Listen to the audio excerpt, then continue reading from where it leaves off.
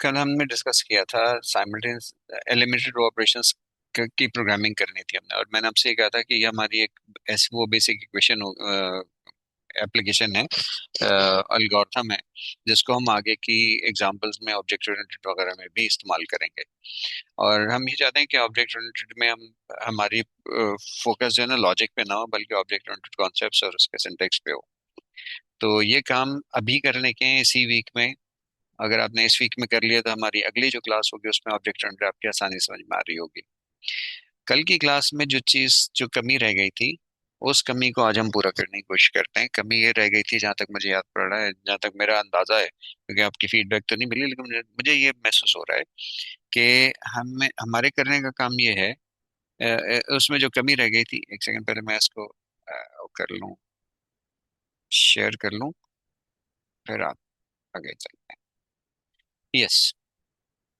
तो वो elementary operations कैसे परफॉर्म करने हैं, क्यों करने हैं, इसको हम एक उसी जो हमने कल पढ़ा था उसी को हम आज आज एक नए दूसरे तरीके से हम डिस्कस करते हैं। देखिए, फर्ज कीजिए कि ये मेरे पास इक्वेशन है, जो मुझे ये जो साइमल्टेनियस ये जो इक्वेशन है, इनका लीनियर इक्वेशन साइमल्टेनियसली हम सॉल्व कर सकते हैं। और साइमल्टेनियस सोल्यूशन का मतलब ये होता है कि हम इनके वेरिएबल्स की ऐसी कॉमन वैल्यूज फाइंड करें जो तीनों इक्वेशंस को एट अ टाइम सेटिस्फाई करती हो। अच्छा, तो इसके लिए और इसके लिए हम एक मिनट एडमिट भी कर लूं जो लोग पार्ट्स। तो यूनिक सोल्यूशन हमें उस वक्त मिलता है जब हमारे पास number of equation number of variables बराबर हो, तब हमें यूनिक सोल्यूशन मिल सकता है। अगर नंबर ऑफ वेरिएबल्स ज्यादा हो तो नॉन यूनिक सोल्यूशन मिलेगा, यानी मोर देन वन सोल्यूशन मिलेंगे। और अगर वेरिएबल्स कम हो, इक्वेशन ज्यादा हो, और उसमें से कोई भी इक्वेशन रिडंडेंट ना हो, तो इस बात का इम्कान ज्यादा होता है कि उसका फिर सोल्यूशन ना हो। लेकिन सबसे ज्यादा आइडियल सिचुएशन सबसे इजीएस्ट ही होती है, जिसमें नंबर ऑफ वेरिएबल और नंबर ऑफ इक्वेशंस हैं वो सेम हो। तो फर्क ये है कि ये तीन इक्वेशन है जिनको हमने ये तीन इक्वेशन जिनको हमें सॉल्व करना है। और इनको सॉल्व करने के जो मेथड्स आपने पहले पढ़े हैं उसमें लिमिटेशंस हैं, मसलन सब्स्टिट्यूशन मेथड पढ़ा होगा या जॉइंट मेथड पढ़ा होगा। उस वो दो इक्वेशंस तीन इक्वेशंस हो तब तो चलता है। लेकिन अगर इससे ज्यादा वेरिएबल्स हो तो फिर अ, अ, वो आसान नहीं रहता होना। जितना ज्यादा साइज बढ़ता जाता है प्रॉब्लम का, उतना ज्यादा ही कॉम्प्लेक्स होता जाता है। और प्रैक्टिकली रियल लाइफ में, प्रोफेशनल लाइफ में, ये इस किस्म की चीजें हमें सॉल्व करने की जरूरत पड़ती है, थोड़े थोड़े ट्विस्ट के साथ। अ, जी ठीक है, जिन लोगों की तरफ जमात का टाइम हो गया वो जा सकते हैं। मैंने यही कहा था कि जिन लोगों की तरफ जमात का टाइम हो जाएगा वो चले जाएं। मैं इसको रिकॉर्ड भी कर रहा हूँ, और ये रिकॉर्डिंग इंशाल्लाह इस वाली क्लास की अवेलेबल कर दूंगा मैं। तो जिन जो नमाज के लिए जा रहे हैं चले जाए मेरी तरफ देर से। तो इसलिए मैं तकरीबन 2:20 पर है, तो इतनी देर में मेरी ये वाली क्लास एंड हो जाएगी इंशाल्लाह। तो जिनको नमाज के लिए जाना है बेशक चले जाएं, कोई बात नहीं है। और वो ऐसी चीज है जिसके लिए मैं रोक भी नहीं सकता आपको।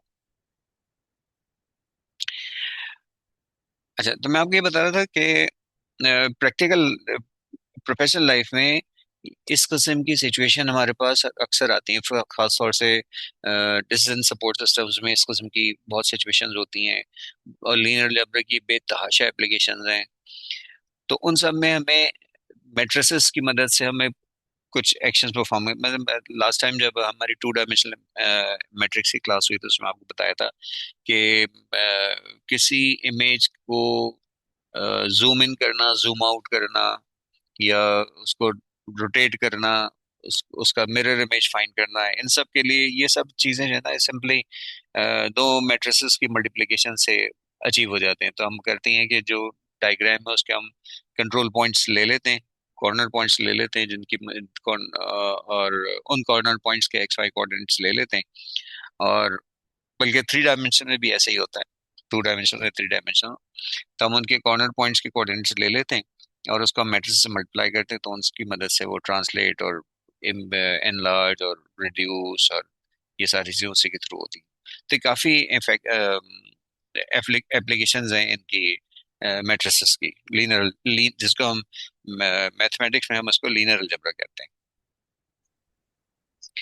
तो इसलिए और प्रैक्टिकली ये नंबर ऑफ इक्वेशन और नंबर ऑफ वेरिएबल्स है ना, उनकी तादाद दो तीन चार नहीं होती, बल्कि इनकी तादाद जो है वो कम से कम दर्जनों में और अक्सर औकात सैकड़ों में होती है, और समटाइम्स हजारों में भी होती है, और इससे ज्यादा भी हो सकती है। तो पहले इसका तो मतलब है कि अगर 100 इक्वेशंस भी हुई, 100 वेरिएबल्स भी है, तो एडजॉइंट मेथड तो काम कर ही नहीं सकता, या सब्स्टिट्यूशन मेथड काम कर ही नहीं सकता। तो उस सूरत में हम ये वाले एल्गोरिथम इस्तेमाल करते हैं जो जिनको मैं आज एक्सप्लेन कर रहा हूँ। और इसकी इब्तिदा हम तीन इक्वेशन तीन वेरिएबल से करें। जी, कुछ कहना है, बताएं। देख कर मैं बताती हूँ तो टेस्ट के दिन उन्होंने कुछ लिखवाया था, आधे दिन का कुछ लिखवाया था।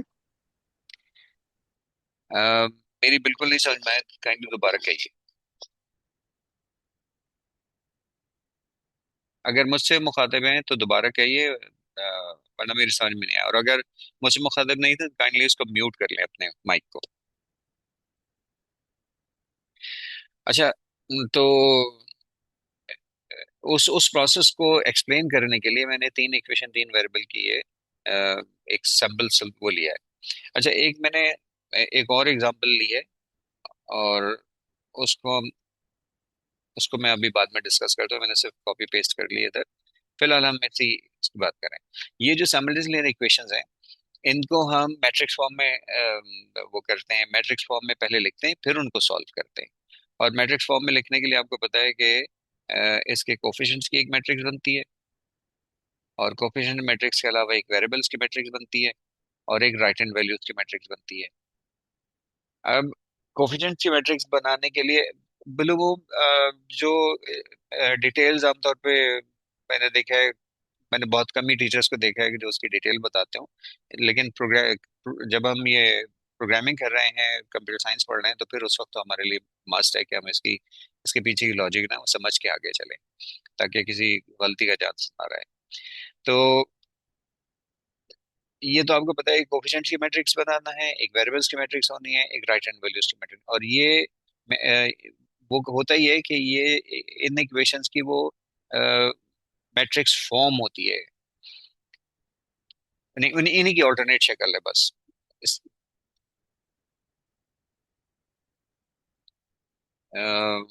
रिकॉर्डिंग तो मैंने शुरू की थी, क्यों रिकॉर्ड? मेरे पास रिकॉर्ड नहीं हो रही क्या? रिकॉर्ड हो तो रही।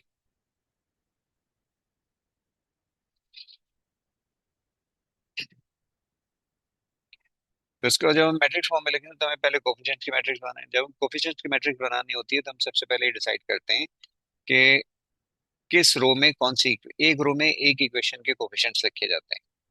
अच्छा, इनको मैंने नंबर दे दिया, ये वन है, ये two, equation one, equation two, equation three है। जब हम इसकी कोफिशिएंट की मैट्रिक्स बनाना है, जरूरी नहीं कि हम इसी तरतीब से उनके कोफिशिएंट लिखें। आप इसकी वो चेंज भी कर सकते हैं। फॉर एग्जांपल, आप इक्वेशन थ्री के कोफिशिएंट जो है ना, वो आप पहले लिख लें, इक्वेशन वन के बाद उसके बाद लिखें, उसके बाद इक्वेशन टू के लिखें। तो हम सबसे पहले डिसाइड करते हैं किस रो में किस किस इक्वेशन के कोफिशिएंट्स आएंगे। दूसरी चीज हम डिसाइड करते हैं कि जो वेरिएबल्स है वो कॉलम्स में आते हैं, और कॉलम्स की तरतीब भी जरूरी नहीं कि पहला दूसरा तीसरा वेरिएबल उसी सीक्वेंस में हो।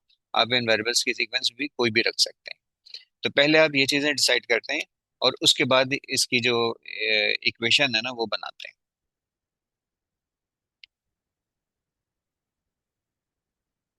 तो मैं इसको ब्लैंक कर दिया ताकि मैं आपको दोबारा से प्रोसेस बता दूं। तो पहले काम क्या किया, ये डिसाइड किया कि इस रो में कौन सी इक्वेशन आएगी, और ये डिसाइड किया कि इस कॉलम में कौन सा वेरिएबल आएगा। अब इक्वेशन थ्री में एक्स का कोफिशिएंट है -4, तो हम यहाँ -4 लिख दें, और जेड है 2, और वाई का कोफिशिएंट है 5। तो ये हमारी पहली। अब इक्वेशन वन के कोफिशिएंट एक्स का 2, जेड का -3, और वाई का 4, और इक्वेशन टू में 3, 9 और 5। ये तो हुई कोफिशिएंट्स की मैट्रिक्स। अब जो वेरिएबल्स की मैट्रिक्स है, इस वेरिएबल की मैट्रिक्स डिपेंड करता है कि आपने ये सीक्वेंस क्या रखी है। जो पहले कॉलम का जो लेबल है, पहले कॉलम में हमने एक्स के एक्स वेरिएबल की कोफिशिएंट स्टोर किए हैं, लिहाजा वेरिएबल्स की मैट्रिक्स में पहला एलिमेंट होगा एक्स, दूसरा कॉलम जेड है। तो जो आपके पास कॉलम्स की जिस जो कॉलम लेबल्स की सीक्वेंस है वो ही सीक्वेंस आपके इस वेरिएबल के मैट्रिक्स में होनी चाहिए। राइट हैंड वैल्यूज में इक्वेशन, फर्स्ट रो में आपने कोफिशिएंट में इक्वेशन 3 रखी थी, तो राइट हैंड वैल्यू में जो राइट हैंड वैल्यू के मैट्रिक्स में कोफिशिएंट जो है ना वो भी इक्वेशन 3 का आएगा जो कि 10 है। वन का 1 है, और इक्वेशन इक्वेशन 2 का कोफिशिएंट है 0, तो ये इस तरीके से आएगा। अच्छा, ये ये जो मैट्रिक्स फॉर्म ने लिखी है, क्या ये वाकई इक्विवेलेंट है या नहीं, इसको हम वेरीफाई कर लेते हैं। वेरीफाई इसका प्रूफ ये है कि पहले ये बताइए कि जो कोफिशिएंट की मैट्रिक्स है इसका डायमेंशन क्या है। इसका डायमेंशन है 3 by 3। चैट पे क्या मसला हो रहा है देखते हैं। वेटिंग रूम में, ओके।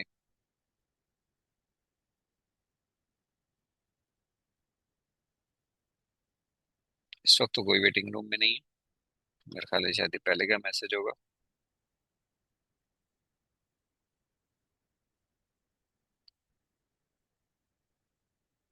एक ही स्टूडेंट है, वो भी अभी आए, यानी वो भी हो गए। अच्छा, अब हम वापस अपने टॉपिक पे आते हैं। हम ये डिस्कस कर रहे थे कि ये जो हमने इन साइमल्टेनियसली इन इक्वेशंस को मैट्रिक्स फॉर्म में लिखा है, ये मैट्रिक्स फॉर्म इन इक्वेशंस के इक्विवेलेंट है। इस पे हम इसकी बात कर रहे थे। तो डायमेंशन कोफिशिएंट्स की क्या है कि कोफिशिएंट मैट्रिक्स है 3 by 3, और ये जो वेरिएबल की मैट्रिक्स है ये क्या है, 3 रोज और एक कॉलम। तब क्योंकि ये दोनों मैट्रिक्स मल्टीप्लाई हो सकती हैं इन, तो इनका जो रिजल्टेंट आएगा वो कितना होगा, उसका रिजल्टेंट आएगा 3 by 1 की मैट्रिक्स आएगी एक। इस 3 by 1 की मैट्रिक्स में ये पहली रो, ये उसकी उसके पहली रो पहला कॉलम है, ये दूसरी रो का पहला कॉलम है, ये तीसरी रो का पहला कॉलम है, उसमें रो 3 है, कॉलम तो एक ही है। अच्छा, जब हम मैट्रिसेस में अब ये मैट्रिसेस जो है ना, ये कोफिशिएंट्स की मैट्रिक्स मल्टीप्लाई होती है वेरिएबल्स के मैट्रिक्स से, और ये इक्वल इसके राइट हैंड इक्वल टू के राइट, जब इनको मल्टीप्लाई करते हैं तो इनकी वैल्यू राइट हैंड वैल्यूज के इक्वल होती है, तो इनका जो रिजल्ट आता है वो राइट हैंड वैल्यू के इक्वल होता है। अब इसको हम प्रूव कर लेते हैं। ये रिजल्टेंट मैट्रिक्स है 3 by 1 की, पहली मैट्रिक्स कोफिशिएंट की है, दूसरी मैट्रिक्स वेरिएबल की है। जब हम इसको मल्टीप्लाई करेंगे तो पहली रो के एलिमेंट्स मल्टीप्लाई होंगे पहले कॉलम से, इसका मतलब -4x से मल्टीप्लाई होगा, 2z से होगा, और 5y से होगा। तो ये आ जाएगा -4x plus -4x plus 2z plus 5y। ये 2, 1 है, इसका मतलब पहली मैट्रिक्स से हम दूसरी रो लेंगे और दूसरी मैट्रिक्स से हम पहला कॉलम लेंगे। तो 2 - 3 4 मल्टीप्लाई होगा XYZ से, XZY से, तो ये बन जाएगा 2x -3y -3z और +4y। और ये 3x, इसी तरह से 3x plus 5y 5z plus 9y। ये आ गया कोफिशिएंट की कोफिशिएंट मल्टीप्लाइड बाय वेरिएबल्स। अच्छा, राइट हैंड वैल्यू पे राइट हैंड साइड की जो इक्वेशन है वो तो जो मैट्रिक्स है वो तो यही है। अच्छा, अब ये एक मैट्रिक्स है जिसको मैंने ब्लू से हाईलाइट कर लेता हूँ मैं उसको। एक ये मैट्रिक्स है, दूसरी मैट्रिक्स ये है।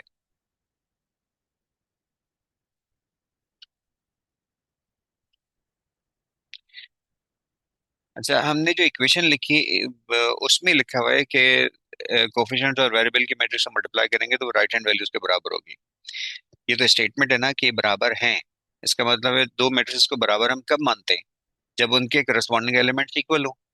इसका मतलब ये हुआ कि मैंने कहा कि ये मैट्रिक्स मल्टीप्लाई होने के बाद जो आई है ये इसके बराबर है, तो इसका मतलब ये हुआ कि इसमें से ये वाला जो एलिमेंट है,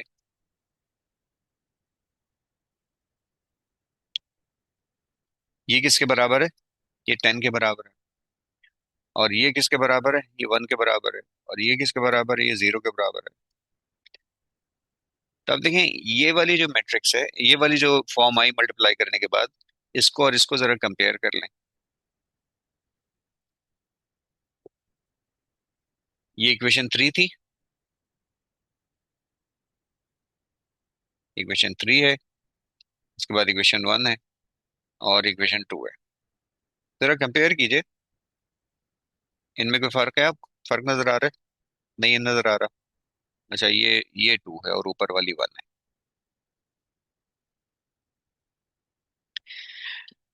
इक्वेशन को 3 को देखें, -4x plus 2z plus 5y equal to 10, exactly same है, सिर्फ टर्म्स जो हैं वो आगे पीछे हैं। लेकिन टर्म्स के आगे पीछे होने से कोई फर्क नहीं पड़ता, इक्वेशन तो वैलिड रहती है। तो ये एग्जैक्टली वही इक्वेशंस आ गई मैट्रिक्स फॉर्म से, जब हमने वापस कन्वर्ट किया तो वही हमारे पास अलजेब्रिक फॉर्म आ गई जहां से हमने स्टार्टिंग शुरू किया था। तो इसमें वो सारे पॉइंट्स कवर हो गए कि हम कौन सी रो को क्या रो को रोज को हम इंटरचेंज कर सकते हैं, नहीं कर सकते। रोज को इंटरचेंज करते तो क्या होता है, राइट हैंड वैल्यू की रोज को भी उसी के हिसाब से चेंज करना पड़ेगा। फिर कॉलम्स की पोजीशन को हम चेंज कर सकते हैं या नहीं कर सकते। अगर हम कॉलम्स की पोजीशन को चेंज करेंगे तो वेरिएबल्स की जो मैट्रिक्स है उसमें भी हम उसी सेम उसी के हिसाब से हमें इस वेरिएबल इन वेरिएबल्स की वैल्यूज भी हमें इस मैट्रिक्स के एलिमेंट्स की वैल्यू भी चेंज करनी पड़ेगी। तो ये बात प्रूव हो गई कि ये मैट्रिक्स फॉर्म जो है ये अलजेब्रिक इक्वेशंस की ये सॉरी साइमल्टेनियस लीनियर इक्वेशंस की ये अलजेब्रिक फॉर्म है, लीनियर लीनियर अलजेब्रिक फॉर्म है। अच्छा, जब हमें इसको सॉल्व करना होता है तो हम ये कोफिशिएंट्स की मैट्रिक्स लेते हैं और इसके साथ हम अपेंड कर देते हैं राइट हैंड वैल्यूज की मैट्रिक्स, और राइट हैंड वैल्यूज की मैट्रिक्स यानी राइट हैंड वैल्यू की मैट्रिक्स को इसी मैट्रिक्स का पार्ट बना देते हैं आखिरी कॉलम के तौर पे। तब ये जो मैट्रिक्स है ये कहलाती है ऑगमेंटेड मैट्रिक्स। अब इस ऑगमेंटेड मैट्रिक्स को हम सॉल्व करते हैं, और सॉल्व करने का मतलब ये है कि इसको हम एलिमेंट्री रो ऑपरेशंस की मदद से इस तरह से करते हैं कि इसके डायगोनल के एलिमेंट जो है ना वो 1 1 1 आ, यानी ये आइडेंटिटी मैट्रिक्स में कन्वर्ट हो जाए। ये जो मैट्रिक्स है, ये जो कोफिशिएंट्स की मैट्रिक्स है, इसको हम एलिमेंट्री रो ऑपरेशंस की मदद से इस तरह से ऐसे ऑपरेशन परफॉर्म करते हैं कि डायगोनल पे 1 आ जाए और ऑफ डायगोनल के सारे एलिमेंट 0 हो जाए। जब ये और ये ऑपरेशन हम जाहिर है कि पूरी मैट्रिक्स के ऊपर, पूरी ऑगमेंटेड मैट्रिक्स के ऊपर अप्लाई करते हैं इंक्लूडिंग राइट हैंड वैल्यूज। तो जब ये कोफिशिएंट्स की मैट्रिक्स आइडेंटिटी मैट्रिक्स में कन्वर्ट हो जाती है तो राइट हैंड वैल्यूज की जो आखिरी जो कॉलम है उसमें हमें वेरिएबल्स की वैल्यूज मिलती हैं। और कौन से वेरिएबल्स की वैल्यूज मिलती हैं? तो ये देख लें कि ये जो ऑगमेंटेड मैट्रिक्स है इसके कॉलम थे एक्स, जेड और वाई।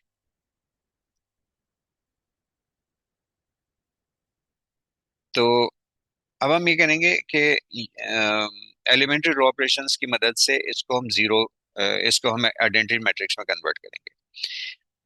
अब हम अभी हमने क्या किया, साइमल्टेनियस इक्वेशन की हमने ऑल्टरनेट लीनियर अलजेब्रिक फॉर्म लिखी। अब हम लीनियर अलजेब्रिक फॉर्म को सॉल्व करने जा रहे हैं, उसका मेथड देख रहे हैं। So let's start. ये मैट्रिक्स आ गई।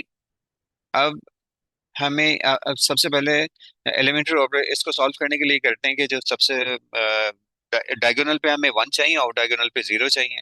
तो पहला डायगोनल एलिमेंट ये है जिसपे -4 लिखा हुआ है, इसको हमने 1 बनाना है। 1 बनाने के लिए क्या करते हैं, सबसे पहले हम ये करते हैं हर कॉलम में एक 1 बनाते हैं और फिर उस कॉलम की बाकी सारी एंट्रीज को हम एलिमेंट्री ऑपरेशन की मदद से 0 बनाते हैं। और उसको 0 बनाने के लिए जो हमने जिस एलिमेंट को हमने 1 बनाया था उस वाली रो को हम यूज करते हैं। तो ये जो एलिमेंट जिसको हम 1 बनाते हैं ना, इसको कहते हैं पिवट एलिमेंट। तो जब हम स्टार्ट करेंगे तो पहला पिवट एलिमेंट जो हम ले रहे हैं वो क्या है, -4 है। और उसकी पोजीशन क्या है, फर्स्ट रो फर्स्ट कॉलम। अब हम ऐसा एलिमेंट्री रो ऑपरेशन परफॉर्म करेंगे जो उसकी वैल्यू को 1 बना दे, लेकिन जाहिर है एक एलिमेंट पे नहीं होगा, पूरी रो के ऊपर सेम ऑपरेशन परफॉर्म होगा जिससे -4 1 हो जाए। और ये कौन सा ऑपरेशन है, जब हम इसको डिवाइड कर दें -4 से।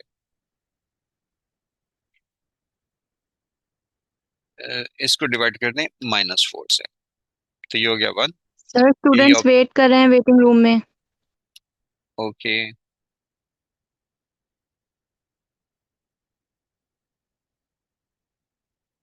ठीक है,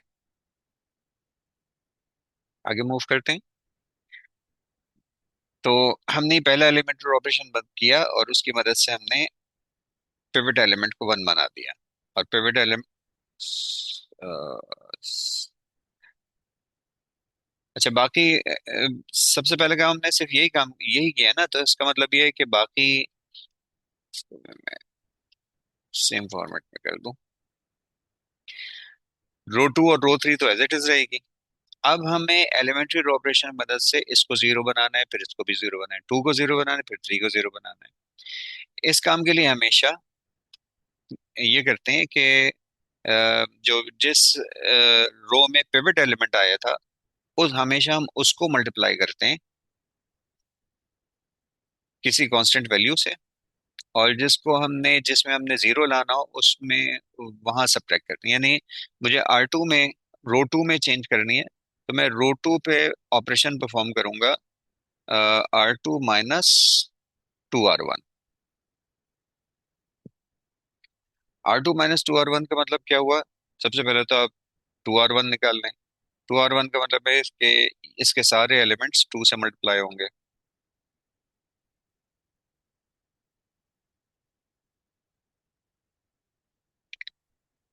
और R2 जो है वो ये है।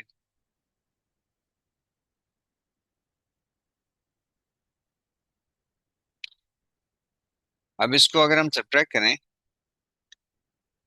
R2 -2R1, ये R2 थी और ये 2R1 है, और हम यहाँ निकाल रहे हैं R2 -2R1। तो इसके एलिमेंट्स आ गए 0 -2 6.5 और 6। अब ये हमारी रो 2 हो गई। तो अब सिचुएशन क्या बनी कि आपने पूरे मैट्रिक्स में एक रो में और चेंज आ गई। वो एक सेकेंड, मैंने फॉर्मूला, एक रो में और चेंज आ गई।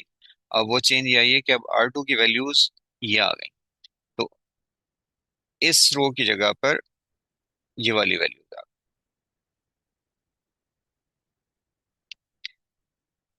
Paste values. मैं असल में डायरेक्ट मैंने पेस्ट कर दिया था ना, तो उसने फॉर्मूले पेस्ट कर दिए, क्योंकि आपको भी याद होगा कि एक्सेल शीट का, स्प्रेडशीट्स का ये रूल होता है कि अगर आपने किसी सेल में कोई फॉर्मूला एंटर किया है, आप कॉपी करते हैं तो उस फॉर्मूला कॉपी होता है, पेस्ट करते हैं तो फॉर्मूला पेस्ट होता है, वैल्यूज नहीं पेस्ट होती। वैल्यूज पेस्ट करने के लिए मुझे स्पेशल तरीके से वो करना पड़ता है। अच्छा, अब मुझे इसको, अब बताएं, अब आप खुद डिटरमिन करें कि अब मुझे इसको R3 को चेंज करना है, और R3 में एलिमेंट्री ऑपरेशन ऐसा परफॉर्म करना है R1 की मदद से, क्योंकि R1 पिवट में पिवट एलिमेंट है।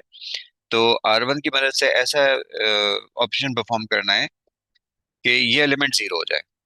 तो वो क्या लिखेंगे, R3 -3R1। अब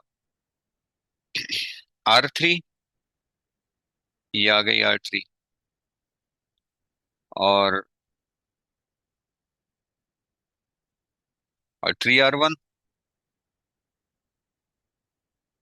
ये 3R1 लिख रहे हैं, ये 3R1 है।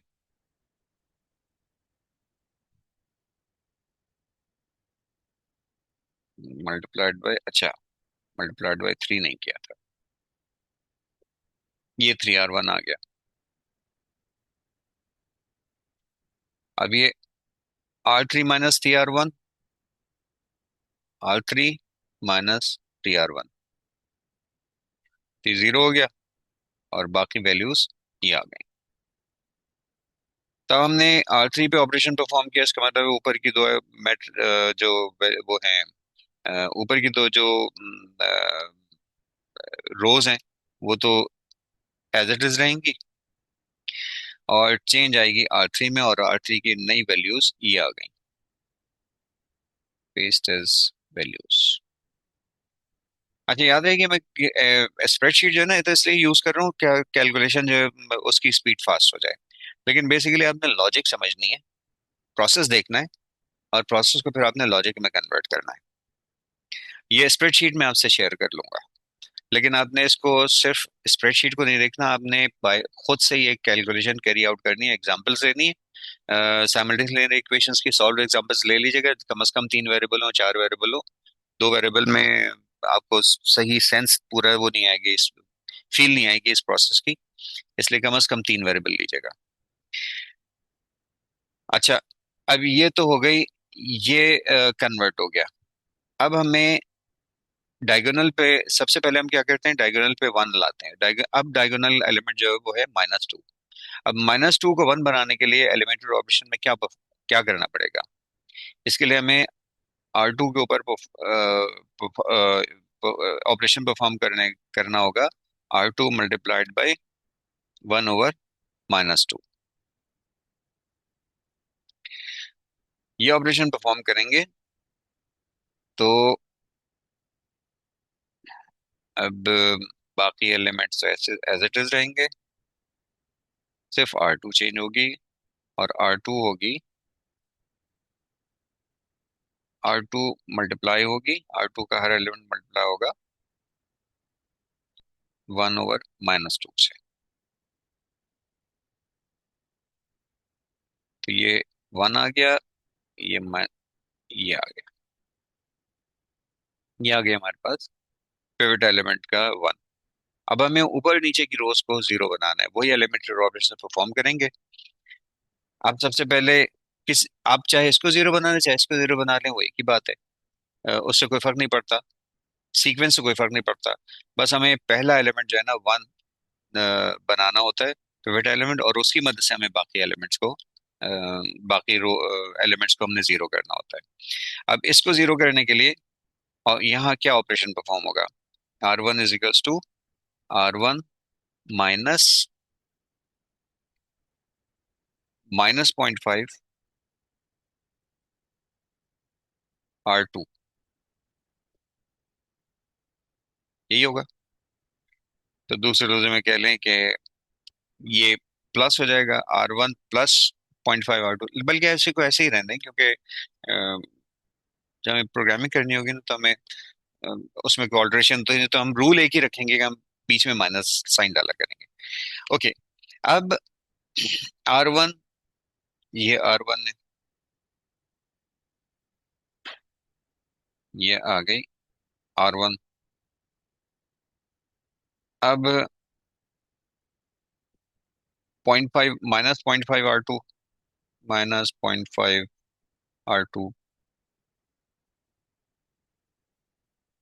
-0.5 R2, -0.5 R2, ये थी R1, ये -0.5 R2।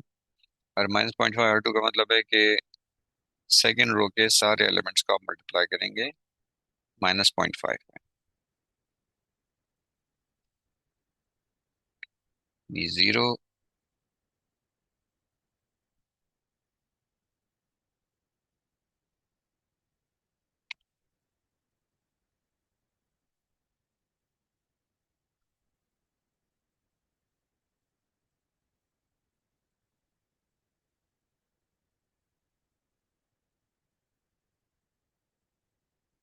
ये आ गया।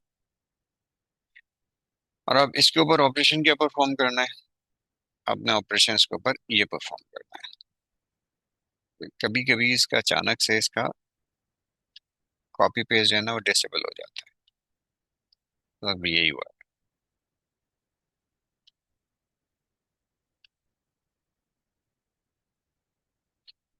अब ये ऑपरेशन परफॉर्म करना है, नहीं, R1 -0.5 R2, तो 1 हो गया, और कॉपी पेस्ट टाइम ज्यादा लगने लगा। यानी अब ये चेंज हो गए। अब हमारे पास इस ऑपरेशन के बाद सिर्फ R1 चेंज होगी, बाकी एलिमेंट मैट्रिक्स है एज इट इज रहेगी। कॉपी, पेस्ट,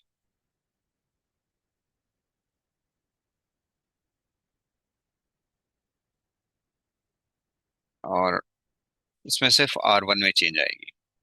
ये है R1, copy, paste as values, देखिए जीरो आ गया। अब हमें R3 के ऊपर ऑपरेशन परफॉर्म करना है। R3 के ऊपर हम क्या ऑपरेशन परफॉर्म करेंगे? R3 minus 6.5 R2। I hope कि इसमें कोई प्रॉब्लम अभी तक नहीं हो रही होगी आपको। अगर हो रही हो तो काइंडली मुझे चैट पे लिख के बता दे, चैट पे कुछ चीजें हैं। Students are waiting. अब तो नहीं है वेटिंग में कोई, लेट मी चेक। यस, अब वेटिंग में कोई नहीं है, पुराना मैसेज होगा। तो अगर प्रॉब्लम इसमें कोई प्रॉब्लम हो रही हो तो मुझे चैट पे लेके बता दीजिएगा, या हैंड रेस वॉइस में आप अपने आप को अनम्यूट करके भी बता दीजिएगा। अच्छा, R3, ये है R3। इसको क्या copy, copy, this is R3, और 6.5 R2, R2 मल्टीप्लाइड बाय 6.5, और सारे एलिमेंट्स कॉपी, पेस्ट।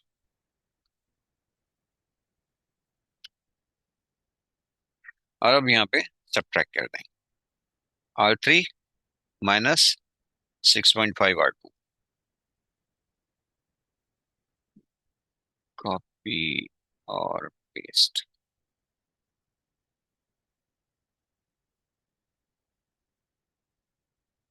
ये आ गया, ये आ गई R3 की नई वैल्यू। तब इस ऑपरेशन के बाद इस इक्वेशन में, इस मैट्रिक्स में सिर्फ R3 चेंज होगी। कॉपी और पेस्ट, और अब ऑपरेशन परफॉर्म होने के बाद कॉपी, और कॉपी के बाद R3 चेंज कर दें, ये हो गई R3।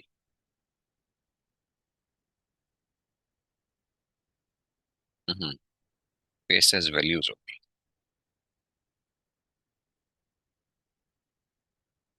पेस्ट एज वैल्यूज, ये बन गए। अच्छा, तो अब बताएं, जल्दी से अनम्यूट करके बताइएगा कि अब अगला स्टेप क्या होगा।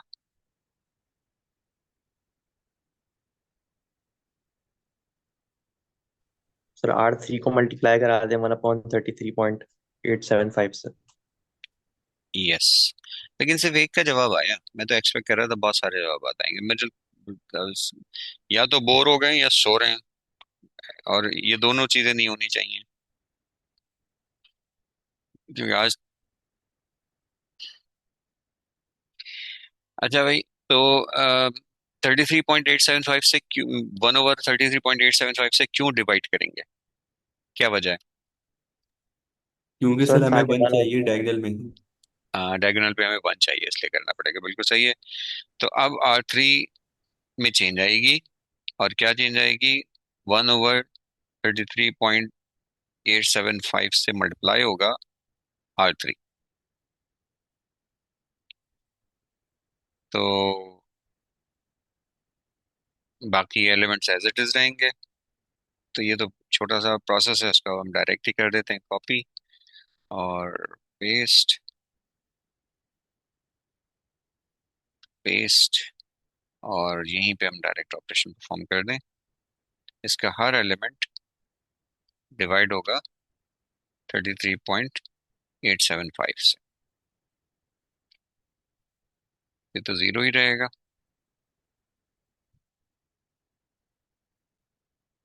और सब जगह पेस्ट कर दें। तो ये आ गया इसकी वैल्यू। अच्छा, अब बाकी इनको जीरो बनाना है, अब आप जीरो बना सकते हैं। लेकिन देखें, अम, अब हम इसके इसके ये हम जब जब से हमने इस पे ऑपरेशन परफॉर्म करने शुरू किए ना, हमारे पास सोल्यूशन आना शुरू हो गया। अच्छा, ये जरा लॉजिकल हो जाएगा, तो इसको बाद में करते हैं। अब हमें क्या करना है, इन दोनों का हमें जीरो करना है। अब आप जीरो कर लेंगे, अब मेरे ख्याल है हमारे पास टाइम थोड़ा सा रह गया, इसलिए मैं इसको स्किप कर रहा हूँ। मैं आपको बता रहा हूँ, जब हम ये परफॉर्म कर लेंगे तो ये वेरिएबल, ये कॉलम, इस कॉलम में कौन सा वेरिएबल था हमारे पास, जल्दी से बताएं। एक्स था जी। एक्स का एक्स था। नेक्स्ट में जेड जेड वाई, था। जेड का जेड, अब यहाँ पे वाई थी, वाई था। और ये राइट हैंड वैल्यू। अच्छा, अब कौन सी वैल्यू किस वेरिएबल की है ये हमें कैसे बताएगा? हमें सबसे पहले इसमें हमारे पास एक्स की वैल्यू फाइंड करने के लिए हम क्या करेंगे, जब ये रिड्यूस हो जाएगी उस वक्त की बात कर रहा हूँ, तो उस वक्त एक्स की कॉलम में वन इधर है, तो वन की राइट हैंड वैल्यू, यहाँ पर जो राइट हैंड वैल्यू होगी वो एक्स वेरिएबल की एक्स एक्स वेरिएबल की वैल्यू होगी। इस साइमल्टेनियस सोल्यूशन में जो हमारे पास एक्स वाई जेड की वैल्यूज आएंगी, उसमें एक्स की वैल्यू फाइंड करने के लिए हमें देखेंगे एक्स के कॉलम में वन कहाँ पर है, और जहां वन है उसके राइट मोस्ट कॉलम में हमने क्या लिखा हुआ है, तो वो वैल्यू होगी एक्स की। इस तरह से ये जेड का कॉलम है, तो जेड में वन, इस कॉलम में वन यहाँ पर है, तो हम देखेंगे इसके राइट हैंड वैल्यू पे क्या वैल्यू है, तो ये जेड की वैल्यू होगी। इस तरह से वाई की वैल्यू, ये वाली वैल्यू जो, तो वाई की वैल्यू तो अभी निकल आई 0.797048, ये वाई की वैल्यू आ गई। अब हम इसको, अब मजीद ऑपरेशन परफॉर्म करेंगे तो जेड और एक्स की वैल्यूज भी कैलकुलेट हो जाएंगी। क्योंकि चंद सेकंड बाकी हैं, प्रोसेस ही डिस्क्राइब करना था, अब इसको कोड करना है। अब ये टेक दिस एज असाइनमेंट।